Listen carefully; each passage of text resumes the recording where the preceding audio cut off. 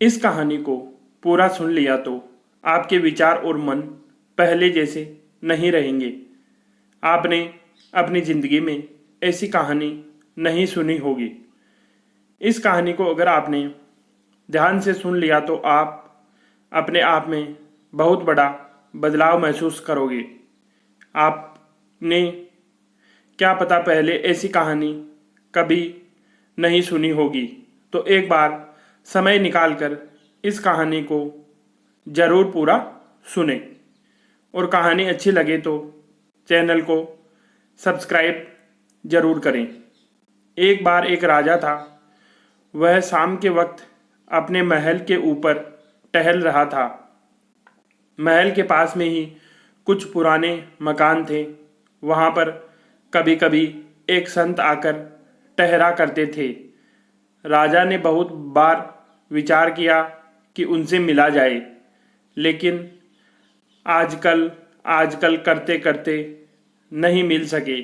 राजा के साथ जो और मंत्री टहल रहे थे उनसे राजा ने कहा कि यहाँ पर जो संत आते थे वह काफ़ी दिनों से दिखाई नहीं दिए।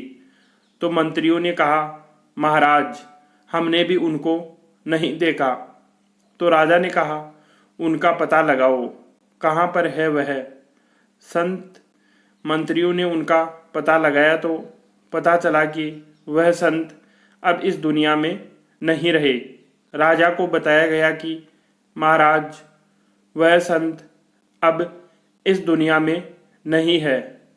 तब राजा को बहुत दुख हुआ और राजा ने सोचा कि मनुष्य की यह बहुत बड़ी भूल होती है कि जब कोई मौजूद होता है तब उससे लाभ लेते नहीं है और मर जाता है तब रोते हैं।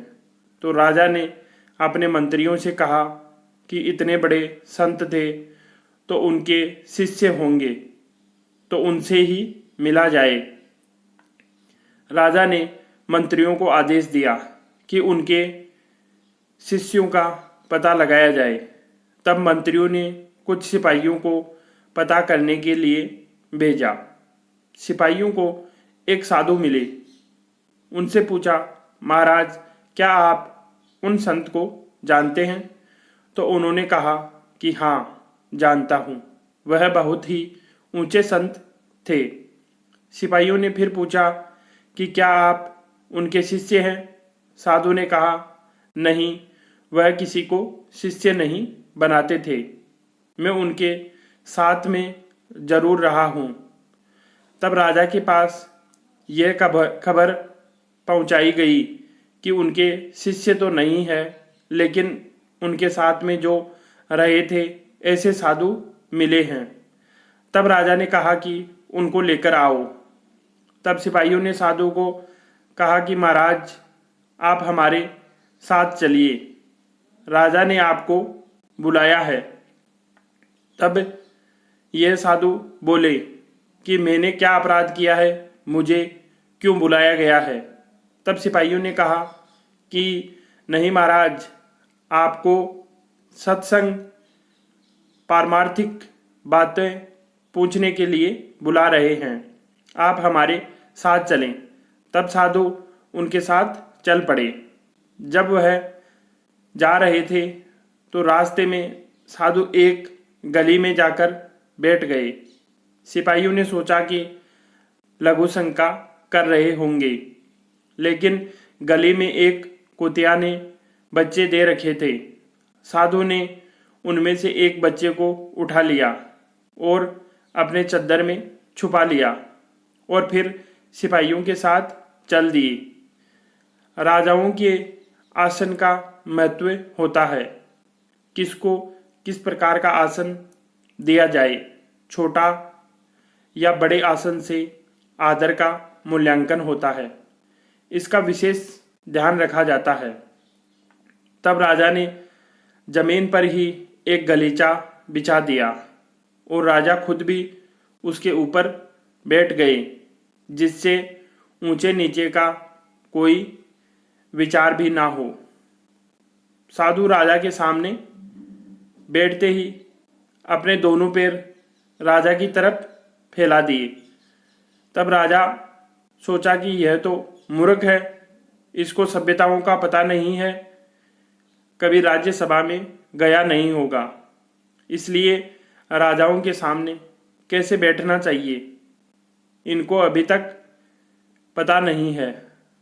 तब राजा ने पूछ लिया, पैर फैलाए कब से? तब साधु ने कहा, हाथ सिकोड़े तब से। इसका तात्पर्य है कि कुछ लेने की इच्छा होती तो हम हाथ फैलाते और पैर सिकोड़ते, पर हमें लेना कुछ है ही नहीं, इसलिए हाथ सिकोड़ लिए और पैर फैला लिए। ऐसा कहकर बाबा जी ने हाथ पैर ठीक कर लिए। राजा ने उत्तर सुनकर विचार किया कि यह मूर्ख नहीं है, यह तो बहुत बड़े समझदार, त्यागी और चेताने वाले साधु है। तब राजा ने उन संतों के बारे में चर्चा की और राजा ने कहा कि वह संत बहुत अच्छे संत थे, वैसे संत बहुत कम हुआ करते हैं। तब राजा ने आगे कहा कि महाराज, आप उनके साथ रहे हैं क्या? साधु ने कहा, हाँ, मैं उनके साथ रहा तो हूँ। तब राजा ने कहा, आपने उनसे कुछ लिया होगा? तब साधु ने कहा, हमने लिया नहीं राजन। फिर राजा बोले, तो क्या आप रीते ही रह गए? तब साधु ने कहा, नहीं, ऐसे संत के साथ रहने वाला कभी रीता रह सकता है क्या? हमने लिया तो नहीं, पर रह गया। तब राजा ने पूछा, क्या रह गया? तब साधु ने कहा कि जैसे कस्तूरी की डिब्बी से कस्तूरी निकालने पर उसमें सुगंध रह जाती है, घी के बर्तन में से घी निकालने पर उसमें चिकनाहट रह जाती है, ऐसे ही संतों के साथ रहने से उनकी सुगंध और चिकनाहट रह गई। तब राजा ने कहा, महाराज, वह सुगंध और चिकनाहट क्या है, यह मेरे को भी बताओ। साधु ने कहा, राजा, यह हम साधु संतों की बात है, राजाओं की बात नहीं है। आप यह जानकर क्या करोगे? तब राजा ने कहा, नहीं महाराज, आप मुझे जरूर बताएं। तब साधु ने चद्दर में से उस कुतिया के बच्चे को बाहर निकाला और राजा के सामने कर दिया। राजा ने कहा, मैं समझा नहीं। महाराज, साधु ने कहा, आप बुरा तो नहीं मानोगे ना? तब राजा ने कहा, मैं तो पूछ ही रहा हूँ, बुरा क्यों मानूंगा? आप सच्ची बात बताएं। तब साधु ने कहा, मेरे को आप में और इस पिल्ले में कोई फर्क नहीं दिखता। यह क्षमता ही उन संतों के संग की सुगंध और चिकनाहट है। यह पिल्ला बहुत साधारण चीज है और आप बहुत विशेष हैं। यह बात तो सही है, पर मेरे को ऐसा नहीं दिखता। आप में भी प्राण है और इसमें भी प्राण है। आपके भी श्वास चलता है और इसके भी श्वास चलता है। आपका शरीर भी पंच महाभूतों से बना है और इसका शरीर भी पंच महाभूतों से बना है। आप भी खाते पीते हैं, यह भी खाता पीता है। आप में और इसमें फर्क क्या है?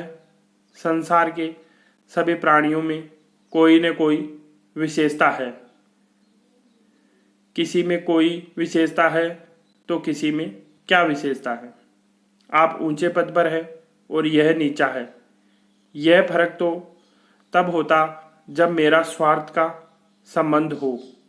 मेरा किसी से स्वार्थ का संबंध है ही नहीं। न आपसे कुछ लेना है, न इस कुत्ते से कुछ लेना है। फिर मेरे लिए आप में और इसमें क्या फर्क है? आप बुरा ना माने, आपने बताने के लिए कहा था, इसलिए साफ साफ बात कह दी। मैं आपका तिरस्कार नहीं कर रहा हूँ, मैं आपका सत्कार करता हूँ, क्योंकि आप प्रजा के मालिक हैं। इससे तात्पर्य है कि जब हमें संसार से कुछ लेना होता है ना, तब हमें कोई धनी और कोई गरीब दिखता है। धनी मिले या दरिद्र मिले, हमें उनसे कुछ लेना है ही नहीं, तो फिर दोनों में क्या फर्क हुआ। एक बार की बात है, एक साधु थे। वह किसी शहर के पास में रहते थे, तो वह रोज शहर से भिक्षा लेकर आते थे। प्रतिदिन का उनका यही रूटीन था। शहर से भिक्षा लाते समय बीच में बहुत भीड़ भाड़ रहती थी, तो स्पर्श दोष से बचने के लिए वे वहीं पर बैठकर भिक्षा खा लेते थे। एक दिन भिक्षा खाने के बाद वे अपना पात्र मांजने लगे, तो एक सेठ ने कहा कि महाराज, आपका पात्र मैं मांज देता हूँ। तब साधु ने कहा कि आपसे नहीं मंजवाना है। तो वह सेठ बोला कि यह मेरा नौकर है, यह मांज देगा। साधु ने कहा कि मेरे लिए आप में और नौकर में फर्क क्या है? आप मांजे या नौकर मांजे, फर्क क्या पड़ता है? फर्क तो तब पड़े जब मैं आपको बड़ा आदमी समझूं और नौकर को मामूली। मेरे लिए जैसे आप आदरणीय है, ऐसे ही नौकर आदरणीय है, और जैसे नौकर आदरणीय है वैसे ही आप आदरणीय है। नौकर है तो आपका है, मेरा नौकर थोड़ी है। इसको मैं पैसे थोड़ी देता हूँ। मेरा संबंध तो आपके साथ और नौकर के साथ समान ही है। अंतर तो तब हो जब मेरे को आपसे कुछ लेना हो, कोई राग द्वेष पूर्वक संबंध जोड़ना हो और आपसे किसी प्रकार का स्वार्थ हो। दोस्तों, कहानी अच्छी लगी तो चैनल को सब्सक्राइब जरूर करना।